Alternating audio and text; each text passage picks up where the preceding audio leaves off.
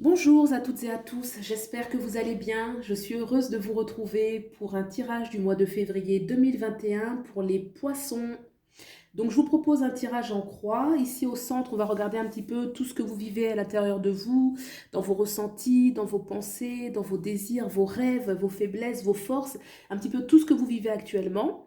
Ensuite, à gauche, on va regarder ce que vous devez laisser passer, ce que vous devez laisser partir. À droite, ce sera les nouvelles énergies, ce qu'il faut mettre en place, l'avenir au sens, on va dire, assez proche. En haut, ce sera votre situation sociale au niveau général, l'environnement professionnel, la vie sociale. En bas, ce sera la famille, ce qui est le plus proche de nous, le compagnon, la compagne, les enfants. Ici, ce sera une carte bonus qui va un peu nous parler de l'inattendu, qui peut être aussi un message de l'oracle, de notre âme, de nos guides, que sais-je, pour vraiment qu'on capte quelque chose d'important qui va nous aider à mieux comprendre le jeu. Voilà, donc ça marche pour les signes poissons, donc solaires bien sûr, lunaires et ascendants. Voilà, donc on va regarder ça tout de suite. Alors, pour les poissons, le mois de février 2021, par rapport à vos ressentis, à ce que vous vivez. Alors, pour les poissons, là, pour le mois de février 2021, je vois comme une... alors, il y a un sentiment où on commence à, à abandonner, je dirais le mot, à abandonner certains combats qu'on a menés. Là, on commence à vraiment regarder les choses et à se dire, est-ce que je continue ce combat ou pas? Vous voyez, il y a une phase, vous commencez à comprendre que peut-être vous avez mis beaucoup d'énergie dans certaines choses et cette chose en question, c'est un combat que vous avez mené pour quelque chose, pour obtenir quelque chose. Et là, vous commencez à comprendre que peut-être ce combat vous prend trop d'énergie, peut-être que ce combat doit arriver à la fin, peut-être que vous devez vous poser et peut-être renoncer à certaines attentes que vous aviez dans un certain domaine. Je vous montre la carte. Regardez, on voit ce personnage qui est adossé, donc c'est un guerrier, un vieux guerrier. Il est adossé contre un arbre, il a combattu, il a laissé son épée au sol, son casque au sol, il se tient le front. Et là, c'est comme s'il y avait une fin d'un combat qu'on mène depuis trop longtemps. Par contre, il y a quand même son cheval de compagnie qui est toujours avec lui. Donc, c'est pas la fin, vous voyez, c'est pas la fin. Par contre, c'est vrai il y a une certaine... quel est le mot, hein? On va regarder les autres cartes pour bien comprendre tout ce qui se passe, mais il y a comme un début un petit peu de désillusion ou quelque chose vraiment qu'on on prend conscience qu'on a passé beaucoup de temps. C'est un combat qui vous a pris beaucoup de temps. Vous êtes resté dedans pendant longtemps et là, vous commencez vraiment à vous dire, est-ce que je...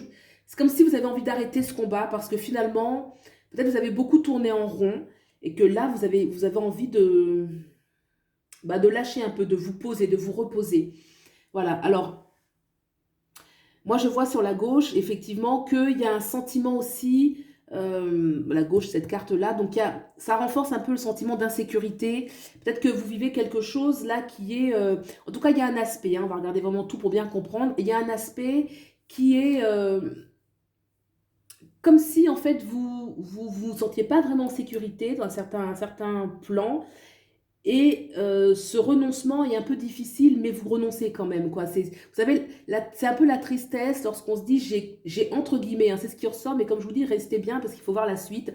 Comme si vous vous disiez, j'ai peut-être combattu pour rien, vous voyez. Donc il y a quand même une tristesse qui accompagne cette désillusion, j'ai envie de dire. Par contre, il y a une carte très positive juste à côté. Je vous la montre. Alors ça, ce que c'est en train de dire, et l'énergie qui se dégage, c'est qu'en fait, euh, les choses peuvent être positives. Enfin, c'est pas forcément la même chose que vous abandonnez, hein. Mais en tout cas, il y a quelque chose de prometteur. Il y a quelque chose de prometteur. Vous voyez, cette pièce-là, c'est comme une pièce qu'on lance là au fond du puits et où on fait un vœu. Vous voyez un petit peu l'image où on fait un vœu. C'est comme si c'était un puits sacré dans lequel vous pouvez lancer votre pièce et que le vœu sera entendu. Alors bien évidemment, le vœu doit être sincère et réalisable, mais sincère avant tout. Vous voyez? Donc, il y a un peu un appel de... Il y a quand même une ouverture, un espoir qui est au fond de votre cœur. Voyez? Même si c'est pour ça que je disais qu'il y avait toujours le cheval à côté de lui, c'est qu'effectivement, moi, je vois il y a 2 personnages dans la carte. Il y a ce personnage qui effectivement est triste avec l'épée, on voit qu'il a combattu, qui est abîmé, le casque qu'il a retiré, un petit peu de sang sur l'armure. Donc là, c'est vraiment d'un combat dont on parle. Mais il y a son cheval, et le cheval, il dégage quand même, il est en bon état. Il est à côté de lui, il y a son compagnon. Voyez? Donc pour moi, il y a encore beaucoup de ressources en fait. Il y a encore beaucoup de ressources intérieures en vous et il y a une issue très positive. Alors on va regarder un peu ce qu'il faut laisser. Ce qu'il faut, d'accord. Ok. Donc dans ce qu'il faut laisser, on a le 3 d'épée. Je vais vous montrer la carte. Ça nous rappelle un petit peu les contes, vous savez, où le parent pauvre doit abandonner les enfants. Donc, dans cette carte, ce qu'il se dégage de cette carte, c'est quand même le sentiment d'abandon, la tristesse qui en découle et le sentiment un peu de trahison. Il y a un petit peu ces énergies-là qui ressortent. Alors, on voit quand même que tout le monde est triste dans cette carte. Vous voyez, il n'y a pas de... c'est compliqué. Il n'y a personne qui... On voit que le père qui abandonne est triste. Et les enfants qui sont à l'arrière, ils ont confiance. Ils se disent, il va revenir, mais ils sont quand même tristes. Et la suite, on ne la connaît pas bien. Hein. On sait que... Bon, voilà. Donc, il y a quand même ce qu'il faut laisser derrière. Je pense que c'est un sentiment... C'est peut-être un sentiment un peu d'abandon. Hein, laisser derrière soi un sentiment d'abandon qui vient en fait nourrir un petit peu le mal-être, quoi. Surtout que là en face, dans ce qu'il faut justement initialiser, regardez, c'est tout le contraire qu'on a. Alors là, on voit un personnage qui est seul dans une forêt, dans une belle forêt, une belle clairière, et qui semble très heureux de sa solitude. Il semble très heureux d'être seul. D'ailleurs, il n'est pas seul, ce personnage. Regardez autour. On voit que tout est animé, les animaux de compagnie, tout est rayonnant, les fruits, son sourire tout simplement, le sourire de ce personnage. Donc il y a quelque chose qui montre qu'il y a beaucoup, il y a une sorte de renaissance dans la solitude. Alors on va regarder les autres cartes parce que pour vraiment bien comprendre la totalité du message, il faut vraiment voir comment elles interagissent, toutes ces cartes entre elles. Allez, le carte bonus pour voir tout ça. Ok. D'accord. Alors, au niveau de l'entourage le plus proche, je ressens quand même que l'amitié est importante et il y a un rôle important. Donc, dans votre entourage, le compagnon, les enfants, il peut y avoir des vrais moments de joie, des vrais moments de bonheur. Et l'amitié a un rôle important. Donc, peut-être que aussi, soit c'est votre famille ou soit il y a des personnes avec qui vous avez des échanges. Et ça occuperait peut-être la place de la famille, peut-être. Hein, ou alors c'est dans la famille, mais il y a vraiment la notion d'amitié.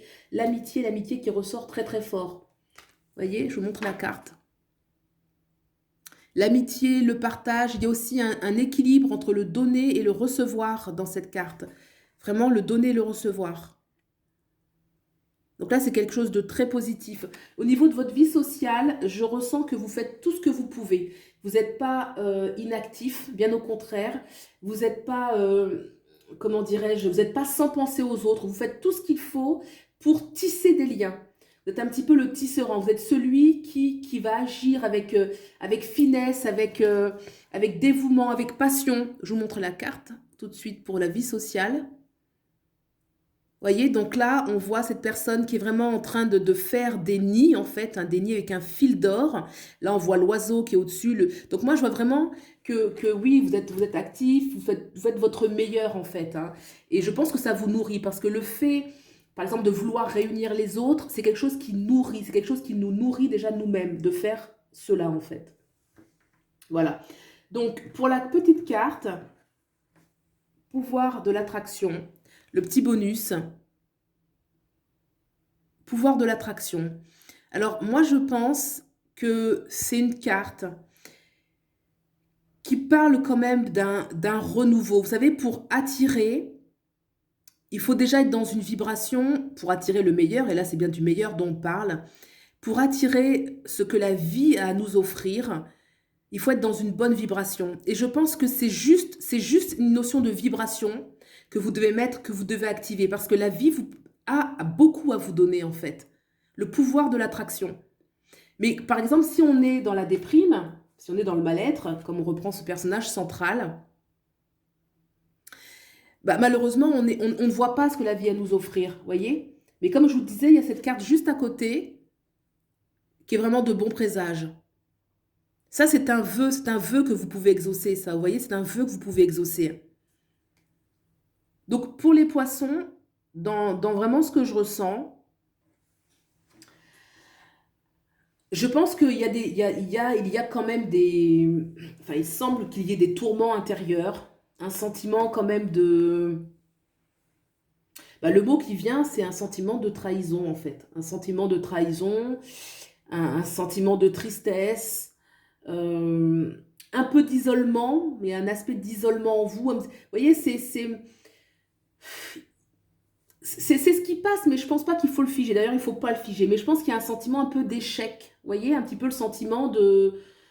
j'ai combattu longtemps pour quelque chose et ce sentiment d'échec qui vient quand même vous miner un petit peu le moral. Un sentiment d'échec, un sentiment de sécurité qui est très profond. Mais à côté de ça, il y a des cartes qui sont magnifiques. Je pense que ce sentiment d'abandon qu'on voit dans le passé, il faut le laisser pour retrouver justement cette joie. Alors quand je disais solitude, c'est pas pour rester seul tout le temps, mais c'est une façon... C'est comme son jardin secret en fait, son jardin secret où elle va pouvoir en fait retrouver ses forces. Mais c'est quand même quelque chose qui est personnel, c'est quelque chose qui est personnel. Et il y a un contraste entre ces deux cartes, entre le passé et le futur, en tout cas les énergies à initialiser, c'est que là, il y a le lien avec l'autre et un lien qui est abîmé. Voyez, lui, il souffre de son lien. Les enfants, au fond de la carte, souffrent de ce lien. Il y a quelque chose qui fait mal dans ce lien. Alors que là, c'est vraiment le contraste. C'est qu'on a quelqu'un qui est seul et pourtant rien, tout est vivant, tout est vibrant autour de ce personnage. Ce personnage est heureux d'être déjà avec lui-même. C'est son petit jardin secret. Donc il y a un contraste. Déjà, se sentir, je pense il faut intérieurement, en fait, retrouver cette vraie confiance intérieure, et changer justement ce sentiment intérieur d'abandon, de tristesse, en bien-être, en étant avec soi-même. Voilà, c'est ça, c'est plutôt être avec soi-même, c'est pas la solitude, même si le personnage est seul, mais c'est pas la solitude qui pèse. Vous voyez? Et donc tout cela va permettre vraiment de remonter les énergies, de remonter la vibration et d'attirer, de permettre à la vie de nous faire tous les cadeaux qu'elle veut nous faire. Vous voyez? Mais là, il y a quand même une action de faire un vœu, de faire un vœu. Donc, quand on veut faire un vœu, je pense il faut d'abord se sentir bien, réfléchir à qu'est-ce que l'on veut vraiment. Parce qu'il n'y a qu'une seule pièce, en fait. Donc, il faut vraiment choisir le vœu qu'on veut faire, j'ai envie de dire. Et ne pas se louper, quoi. Ne pas bien réfléchir, qu'est-ce que je veux vraiment? J'en ai qu'un seul de vœu à faire. Voilà. Eh bien, écoutez, les poissons, pour le mois de février, moi, je trouve que c'est riche. Il y a des choses, effectivement, où bah, on a des désillusions. J'ai envie de dire que ça fait partie de l'expérience humaine, que tout le monde le vit, sauf que là, ça ressort. Donc, si cela vous arrive, eh ben, pensez au dénouement qui, pour moi, est très, très heureux. Il y a une possibilité vraiment d'être bien avec soi-même, de trouver sa propre sécurité intérieure.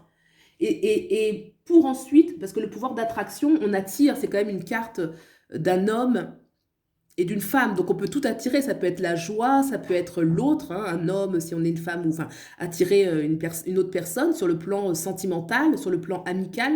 Mais il y a quand même un petit passage où vous devez quand même passer d'un état peut-être de tristesse, un état où on se ressaisit et on se dit non, je veux vraiment y arriver et sortir de ça. Voilà, et bien écoutez, j'espère que ce tirage vous a parlé. Je vous souhaite un beau visionnage. Si vous avez aimé, n'hésitez pas à liker, partager, vous abonner. Et puis je vous dis à bientôt. Au revoir.